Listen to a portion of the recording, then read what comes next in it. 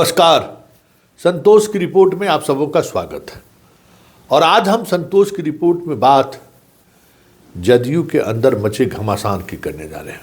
जी हाँ, कहने वाले तो यहाँ तक कह रहे हैं कि बजट सत्र के बाद जदयू के संगठनात्मक ढांचे में बड़े बदलाव हो सकते हैं। कहने के लिए तो यहाँ तक लोग कह दिए कि कार्यकारी अध्यक्ष संजय झा से पद वापस लिया जा सकता है।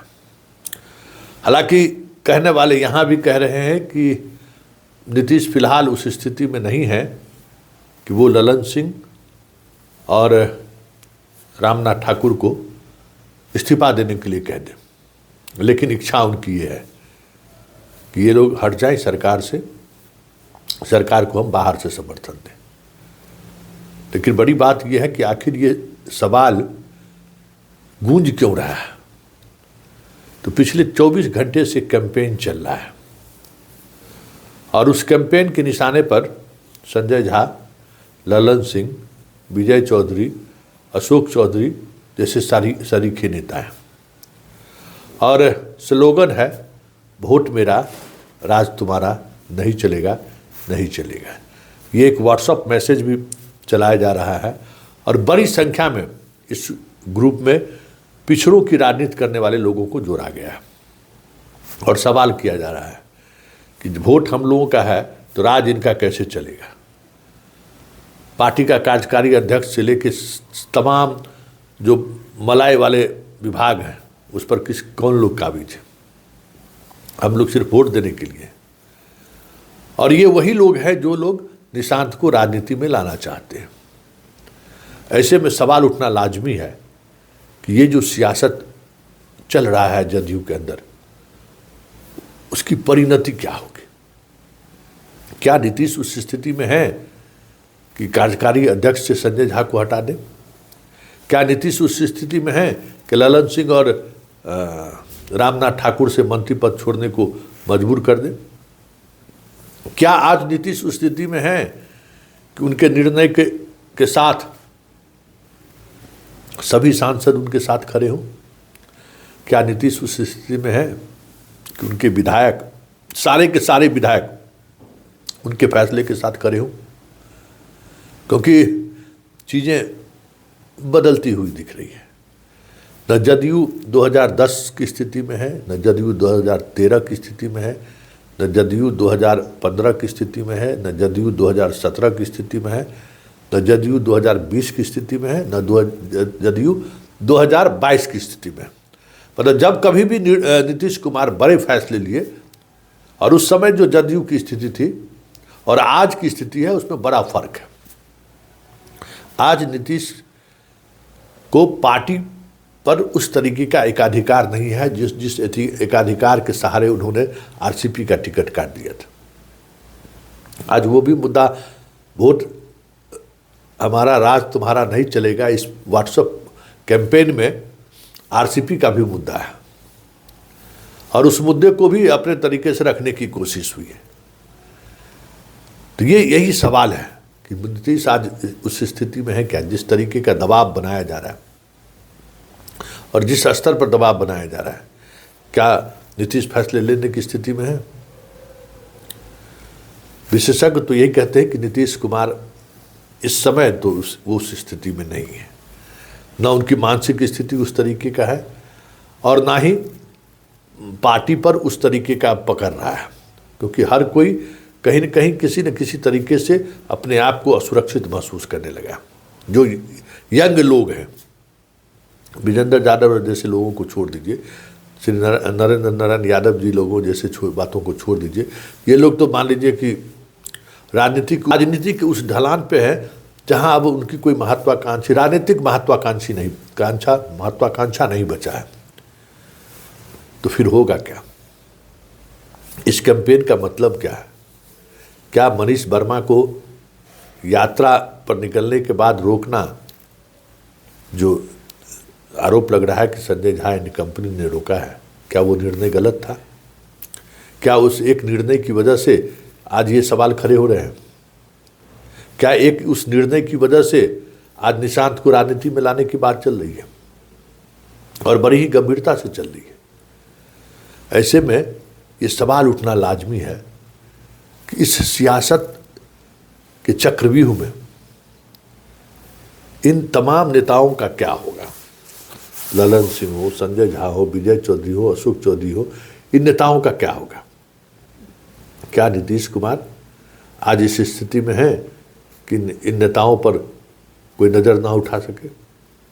क्या नीतीश आज उस स्थिति में है कि इन चारों नेताओं को प्रोटेक्शन दे सके, कि सवाल ही नहीं है, जैसे पहले देते रहे हैं। ये सारे के सारे नेता नीतीश कुमार के दुलारे रहे हैं, तो क्या आज उस स्थिति में है। मतलब दोनों स्थिति में नीतीश इस स्थिति में नहीं है कि वो कोई कार्रवाई कर सके या कोई निर्णय ले सके। जो नीतीश के स्वास्थ्य को लेकर जो जानने वाले लोग हैं उनका ये कहना है, न बीजेपी से बाहर से समर्थन देने का निर्णय लेने की स्थिति में है, ना बीजेपी के साथ बने रहने के लिए जो लॉबिंग करने वाले जो लोग हैं या जो सबसे मुखर पार्टी के नेता हैं उनको दरकिनार करने की स्थिति में नहीं है। तो फिर नीतीश करेंगे क्या, क्योंकि नीतीश दबाव में है, ये साफ दिख रहा है। लेकिन इस दबाव का प्रतिफल क्या हो रहा है ये भी जरा समझ लीजिए। नीतीश दबाव में है पूरी तौर पर, लेकिन राजनीति में हम बार बार कहते हैं कि 2 दूना 4 नहीं होता है। राजनीति में अक्सर 2 दूना 1 भी हो जाता है या 2 दूना 6 भी हो जाता है। मतलब इस पॉलिटिक्स में किसी ने नहीं सोचा था, क्योंकि ये जितने लोगों का नाम हमने लिया है, चाहे वो ललन सिंह हो, चाहे अशोक चौधरी हो, चाहे विजय चौधरी, उस तरीके का विजय चौधरी की लॉयल्टी अभी भी नीतीश के साथ है, चाहे अशोक चौधरी हो, ये सारे के सारे कहीं न कहीं पब्लिक डोमेन में ये इमेज तो है कि भाजपा के गोद में है और भाजपा के इशारे पर चल रहे हैं। भाजपा के लिए संकट क्या है कि ये तमाम चेहरे सवर्ण चेहरे हैं, अशोक चौधरी को छोड़ दे तो ये भाजपा को ये डर लग रही है कि कहीं ये इमेज बनाने में विपक्ष कामयाब हो गया, मतलब लालू परिवार या पिछड़े की राजनीति करने वाले ये लोग कामयाब हो गए कि बीजेपी एक साजिश के तहत जदयू को तोड़ा है, जदयू को तोड़ा गया है नीतीश को कमज़ोर करने के लिए। अगर ये इमेज बनता है तो जो जातिगत राजनीति जो एक ठहर सा गया है धर्म के राजनीति के आड़ में, वो एक नए स्वरूप में सामने आ सकता है और उसमें फिर बीजेपी कहीं दूर दूर तक नहीं दिखाई देंगे। तो ये भी एक बात जोर शोर से चलनी शुरू हो गई है और बीजेपी कह सकते हैं ना इस नैरेटिव के सामने आने के बाद सख्ते में कि वो सोचा ही नहीं था कि जो खेल वो पर्दे के पीछे बिहार में करना जा रहे हैं या पर्दे के पीछे जो ऑपरेशन की तैयारी उनकी थी, उस ऑपरेशन का ये प्रतिफल होगा, वो सपने में भी नहीं सोचा था कि इस पूरे घटनाक्रम को अगड़ा बनाम पिछड़ा बना दिया जाएगा। क्योंकि सारे के सारे चेहरे अगड़े हैं जो इस अभियान में लगे हुए हैं और बीजेपी के लिए अब संकट यही है कि इस इमेज में के सहारे वोट में जा नहीं सकते हैं, तो फिर करे तो करे क्या।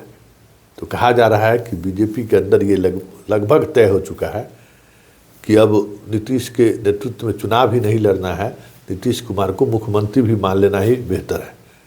क्योंकि कुछ गड़बड़ हुआ तो फिर बिहार की जो राजनीतिक फिजा है वो बीजेपी के मिजाज के अनुकूल नहीं है। मतलब धर्म पर वो ज़्यादा देर तक जातिवादी राजनीति को नहीं तोड़ सकते, पटकनी खानी ही पड़ेगी। तो ऐसे में ये देखना दिलचस्प होगा कि 2025 के विधानसभा चुनाव से पहले होता क्या है। हमारी भी नज़र है जो 3 संभावनाएं हमने जो जताई है, ये 3 संभावनाएं हैं। उन संभावनाओं से इतर जो बीजेपी जिन संभावनाओं को देखना शुरू किया है, ऐसे में कह सकते हैं कि देश को साध सकते हैं, लेकिन बिहार के साधने के लिए थोड़ा वक्त और लगेगा, थोड़ी समझदारी की और ज़रूरत है। क्योंकि यहाँ जो चीज़ें इमोशन से जुड़ता है ना, फिर उससे बाहर निकलना बहुत मुश्किल हो जाता है और इस बात को बीजेपी समझ रही है। और यही वजह है कि इस जैसे ही ये नैरेटिव वोट हमारा राज तुम्हारा नहीं चलेगा जोर पकड़ने लगा है, बीजेपी के अंदर का भी जो पिछड़ा नेता है उनके अंदर भी उबाल और आनी शुरू हो गई है। और इस बात को देखकर सकते में शाह और मोदी है, क्योंकि शाह और मोदी ने सोचा था किसी सहारे हम नीतीश को निपटा देंगे, लेकिन जो फेस सामने आ रहा है निपटाने के लिए जिनका इस्तेमाल बीजेपी कर रही है वो सारे के सारे सवर्ण चेहरा है।